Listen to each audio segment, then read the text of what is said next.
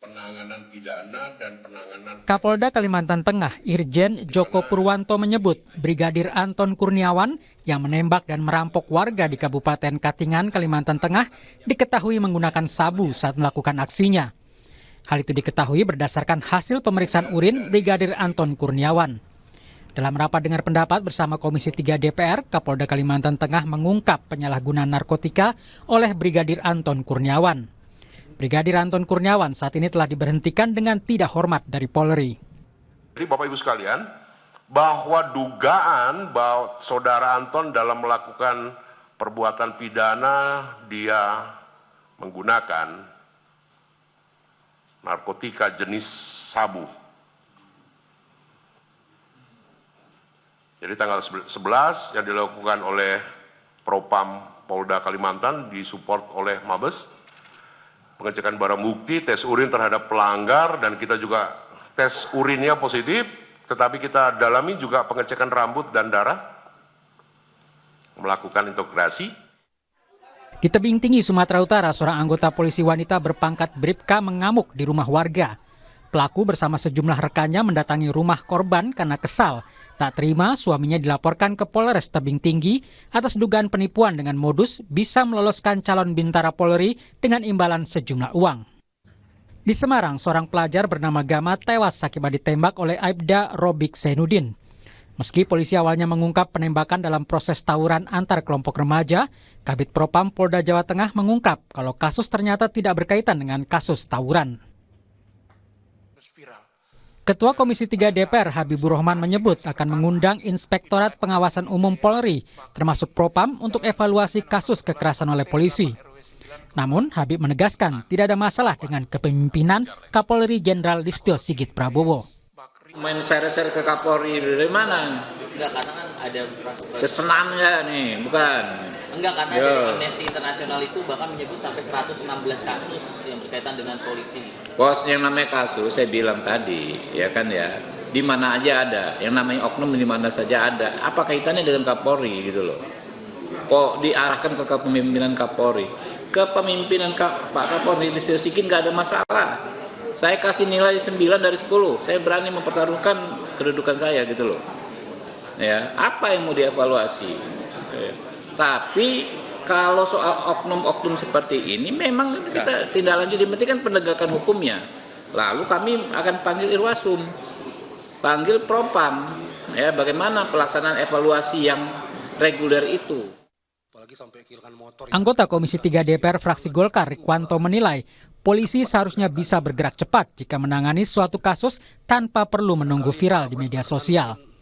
Rikwanto menyebut fenomena no viral no justice harusnya menjadi evaluasi bagi Polri untuk penanganan suatu kasus. Sampai muncul di media itu no viral no justice. No viral no attention no justice. Nah, di macam-macam lagi istilahnya. Apa viral dulu baru kemudian cepat gerakannya. Ini juga pelajaran bagi kepolisian di tempat-tempat yang lain. Ya, apapun kasusnya, siapapun pelapornya, itu perlakuannya sama di muka hukum. Ya, Polri diberi negara, dikasih kewenangan, dikasih perlengkapan untuk penegakan hukum. Siapapun yang bermasalah dengan hukum, tidak pilih-pilih, kerjakan itu. Jika merujuk data Amnesty International Indonesia, sejak Januari hingga November, ada 116 kasus kekerasan yang diduga melibatkan kepolisian. Data kekerasan yang diduga dilakukan oleh kepolisian juga dirilis oleh Komisi untuk Orang Hilang dan Korban Tindak Kekerasan atau Kontras sejak Juli 2023 hingga Juni 2024. Kontras mencatat ada 645 peristiwa kekerasan yang diduga melibatkan anggota Polri. Dari rincian jumlah temuan itu, Kontras menyebut ada 759 orang menjadi korban luka dan 38 orang menjadi korban tewas. Di periode yang sama, Kontras juga menemukan kasus pembunuhan di luar proses hukum sebanyak 35 peristiwa dengan korban tewas mencapai 37 orang. DPR menyebut akan mengevaluasi kasus kekerasan yang melibatkan polisi setelah masa reses usai, termasuk mengevaluasi penggunaan senjata api oleh kepolisian. Tim Liputan Kompas TV. Saudara, rangkaian kasus kekerasan dengan pelaku anggota Polri membuat DPR akan mengevaluasi Polri. Lalu apa saja yang seharusnya dievaluasi? Kami bahas bersama Rudianto Lalo, anggota Komisi 3 DPR dari fraksi Partai Nasdem. Kemudian juga bergabung ada Yusuf Warshim, anggota Kompolnas, dan ada Wirya Adiwena, Wakil Direktur Amnesty International Indonesia. Selamat malam Bapak-Bapak. Selamat malam. Saya mau ke anggota Komisi 3 DPR terlebih dahulu. Pak Rudi, jadi sebenarnya kalau DPR ini berencana akan mengevaluasi rentetan kasus kekerasan yang dilakukan oleh polisi, akan mulai dari mana dulu, Pak? Ya tentu kan kita berkaca dari peristiwa-peristiwa, rentetan-rentetan peristiwa dari Solo, Semarang, dan terakhir ini sebelumnya ada di Palu, penyiksaan mengakibatkan meninggalnya tahanan, lalu kemudian di Solo polisi tembak polisi, Semarang polisi tembak pelajar, yang terakhir Kalimantan Tengah, ini lebih parah lagi, polisi mencuri dengan kekerasan mengakibatkan orang meninggal. Nah, rentetan peristiwa ini memang harus ada yang dievaluasi. Ya, itulah mengapa saya termasuk mengusulkan untuk kita panggil Irwasum baru, kebetulan Irwasum baru, kemudian Kabid Propam, kalau perlu kita panggil semua Propam di tingkat Polda. Tidak termasuk memanggil Kapolri? Ya kemarin kita teknis, kita mau bicara evaluasi, sejauh mana langkah-langkah evaluasi kerja kepolisian Republik Indonesia, karena program Kapolri kan salah satunya dan disampaikan pada saat fit and proper test itu adalah transformasi pengawasan. Nah sekarang ini kami melihat lemah pengawasannya, kan? Karena rentetan peristiwa yang terjadi. Ini apa sebab? Makanya kami mengusulkan agar tanggung jawab per orang pelaku oknum ini, kalau perlu menurut saya harus ada regulasi atau aturan atau perkap, harus ada tanggung jawab institusi, Pak. Ketika ada oknum yang melakukan peristiwa pidana seperti ini, pelanggaran berat ini, maka tanggung jawab institusinya juga harus ada. Misalkan, ya pelakunya oknum di Polres di bawah, maka ketika ada pelanggarannya, maka pimpinannya pun 2 tingkat ke atasnya harus dimintai tanggung jawab. Oke, berarti termasuk kepalanya di situ ya? Ya, supaya tujuannya adalah supaya pengawasan itu jalan. Ya, seorang Kapolres, seorang Kapolda bisa mengawasi anggotanya yang jumlahnya banyak misalkan. Kalau ini gitu kan dalam rangka meminimalisir atau mengurangi peristiwa-peristiwa yang dilakukan oknum. Kalau gitu saya pertanyakan ke Amnesty deh, ke Mas Wirya. Mas Wirya, ini sebenarnya hanya pada oknumnya saja, pada tadi Irwasumnya harus diperiksa, atau justru sampai ke atas-atasnya semuanya, termasuk Kapolrinya yang diperiksa? Ya, terima kasih Mbak. Jadi kalau ditanya soal oknum itu agak menggelitik ya sebenarnya, karena rentetan kejadian yang tadi sudah disampaikan Pak Rudi tidak terbatas pada kejadian-kejadian itu saja dan tidak terbatas pada kejadian terjadi di tahun ini saja. Memang kemarin kita melihat beberapa kasus mencuat dan itu menimbulkan kegelisahan di publik, tapi sejatinya kasus itu sudah ratusan kekerasan yang diduga dilakukan oleh aparat kepolisian di seluruh Indonesia sepanjang tahun ini. Dan saat kita melihat pada kasus-kasus yang terjadi pada saat demo peringatan darurat, itu kasusnya sudah luar biasa banyak sekali. Setidaknya 579 orang warga sipil menjadi korban kekerasan polisi. Dalam video-video yang kita lihat pun ini kekerasannya luar biasa keterlaluan. Ada misalnya kalau saat kami lihat tuh orang terjatuh dipukuli dengan pentungan 3 kali, habis itu masih ditendang kepalanya. Nah, ini tidak terbatas pada yang terjadi tahun ini saja. Kita lihat demo Omnibus Law tahun 2020. Amnesty juga mencatat 411 korban kekerasan kepolisian. Di antara 2 periode tersebut adalah... Dan kategorinya sudah parahkah ini? Yang jelas ini terjadi sebuah keberulangan. Dan saat kita melihat keberulangan dari tahun demi tahun demi tahun, kasusnya ratusan, ada kasus yang menjadi tragedi seperti Kanjuruhan. Pertanyaannya kemudian kan, kita tunggu apa lagi sih sampai kita masih mau nyebut ini sebagai masalah yang terisolir seperti sebuah oknum. Mas Wirya, tapi kalau misalnya kita melihat dari rentetan demi rentetan yang ini diketahui diungkap ke publik, ada juga yang tidak diungkap ke publik begitu ya. Nah, apakah ini merupakan suatu bentuk kultur kekerasan jangan-jangan yang memang dalam tanda kutip ada pembiaran di dalamnya? Nah, yang menarik adalah saat kita bicara soal pembiaran dan dilakukan secara berkala, secara rutin, kita harus mempertanyakan, jangan-jangan ini sudah menjadi kebijakan. Nah, kalau ini sudah menjadi kebijakan, sudah menjadi tugas bagi pemerintah, tugas dari sebuah negara, tugas bagi anggota parlemen untuk mengevaluasi ini secara serius. Karena ini bukan masalah oknum, ini sudah berulang, dan kita semua khawatir dengan penggunaan kekerasan berlebihan oleh polisi. Oke, dari pihak Kompolnas sendiri, apa catatannya sebenarnya Pak Yusuf dengan pembiaran, kemudian juga sudah terjadi berulang? Kami tetap meyakini atas fakta-fakta, data-data yang dikemukakan oleh Kontras maupun Amnesty International itu, kita tetap harus mengurainya. Tapi secara garis besar, secara umum, ini soal kultur yang masih terus harus dibenahi. Reformasi kultur yang harus terus menjadi perhatian kita, kaitannya dengan pemolisian yang humanis. Kultur seperti apa sih Pak Yusuf yang dilihat sebenarnya ini?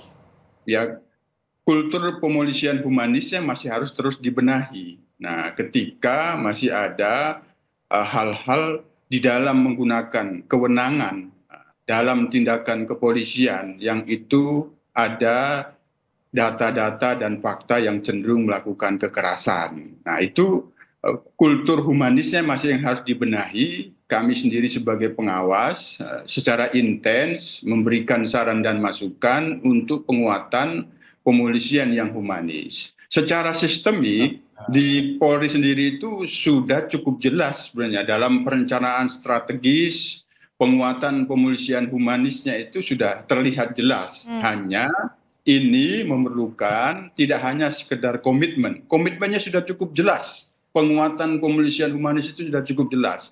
Hanya di sini diperlukan konsistensi di dalam melakukan pembenahan kultur pemolisian yang humanis. Konsistensi itu dari pimpinan, dari pengawasan. Pak Yusuf, tapi kalau misalnya tadi berkaitan dengan kemudian pengawasannya, terus kemudian ada dari kulturnya ya tadi yang lebih humanisnya. Tapi kalau kejadian terakhir di Palangkaraya itu kan nggak ada kaitannya sebenarnya dengan pendekatan humanis karena terlibat sabu, melakukan penembakan, mobilnya diambil, mobil warga.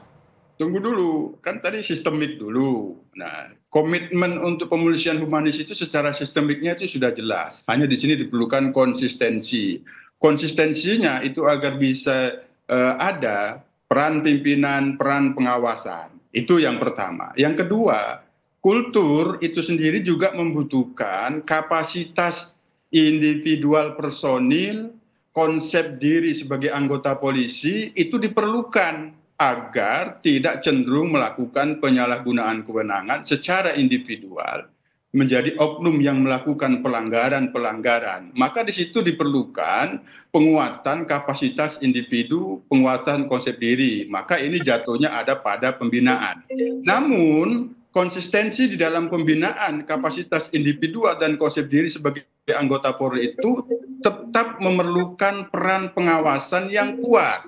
Pengawasan itu sesungguhnya di institusi Polri itu ada dua, pengawasan secara institusi dan pengawasan melekat. Pengawasan melekat ini ada pada peran pimpinan. Oleh karena itu, data-data yang dimiliki Kontras dan Amnesty International itu sangat penting kami perlukan. Nanti kita urai, apakah ini ada masalah peran pimpinan yang perlu dimintain pertanggungjawaban atau memang tanggung jawab individual yang harus dimintain pertanggungjawaban. Mengenai peran kepemimpinan ini, tadi juga pada saat di DPR, Ketua Komisi 3 Pak Habib bilang tidak perlu ada evaluasi bagi Kapolri, saya bisa kasih jaminan begitu. Nah, kenapa kemudian Kapolri ini tidak perlu dievaluasi, Pak Rudi? Ya, Oke. Kalau soal evaluasi mengevaluasi itu kewenangan presiden yang punya kewenangan, ya kan? Yang kita perlu tekankan catatan-catatan ini di balik banyak peristiwa ini, maka Polri harus. Tapi kan Komisi 3 juga bisa memanggil, Pak. Ya, kami baru-baru panggil rapat kerja dengan Pak Kapolri beserta jajaran. Secara khusus banyak kami tanyakan, termasuk kerja-kerja Kepolisian Republik Indonesia. Tetapi yang kami tekankan sekarang ini adalah di balik peristiwa ini, kalau tidak ada langkah-langkah cepat, tepat, maka ini saya kira akan terulang 2, 3 bulan, 6 bulan, 1 tahun akan banyak rentetan peristiwa seperti ini. Apa yang harus dievaluasi? Contoh misalkan penggunaan senjata api yang banyak disalahgunakan. Perlu pengetatan misalkan. Bagaimana orang mendapatkan senjata api, polisi ini menjawab polisi. Satu amanah yang berhak diberikan. Bagaimana psikotesnya, bagaimana kemudian praktek menembak selama ini. Ya. Ini perlu dievaluasi semua, satu. Yang kedua, bagaimana pembinaan karir, rekrutmen anggota Polri. Apakah anggota rekrutmen ini betul-betul berkeadilan, jujur, tidak ada misalkan seperti yang banyak di masyarakat terjadi karena ada berbayar dan sebagainya. Yang kedua, bagaimana misalkan pembinaan karir, promosi jabatan. Jangan lagi ada orang yang pernah disanksi, lalu kemudian diberi pos di kepolisian misalkan. Padahal masih banyak juga orang yang baik misalkan. Ini juga menjadi catatan-catatan kami. Yang kami tahu baru-baru ini ada polisi dipromosi padahal misalkan yang bersangkutan pernah mendapatkan sanksi. Seperti inilah yang harus dikoreksi supaya betul-betul yang menduduki pos-pos penting di kepolisian adalah orang-orang yang berprestasi, yang rekam jejak baik, yang berprestasi tapi bukan bermasalah begitu ya? Ya, kira begitu. Pak, terakhir ke Mas Yurya. Mas Yurya, kalau catatannya nih dari Amnesty, ini kan ada Pak Rudi juga yang mewakili Komisi 3 nih. Sebenarnya evaluasi yang perlu apa nih nanti? Yang paling penting saat ini adalah masyarakat tuh menginginkan polisi bertanggung jawab sebagai sebuah institusi, bukan oknum-oknum saja atas maraknya kekerasan polisi yang terjadi di masyarakat. Dan ini bukan perilaku anggota per anggota lagi. Karena itu masyarakat ingin sekali meminta dan mendesak parlemen, DPR, untuk memanggil Kapolri kembali untuk dimintai pertanggungjawab tersebut. Evaluasi menyeluruh itu perlu dilakukan tidak hanya pada senjata api saja, tapi juga senjata kurang mematikan atau less lethal weapon seperti gas air mata, water cannon, pentungan yang sering digunakan untuk merepresi protes-protes yang seringkali adalah corong suara masyarakat pada situasi genting seperti pada demo peringatan darurat tempo hari. Mas Wirya, terima kasih. Pak Yusuf, terima kasih. Pak Rudi, terima kasih sudah berbagi pandangan di Sapa Indonesia Malam. Usai jeda menindaklanjuti dugaan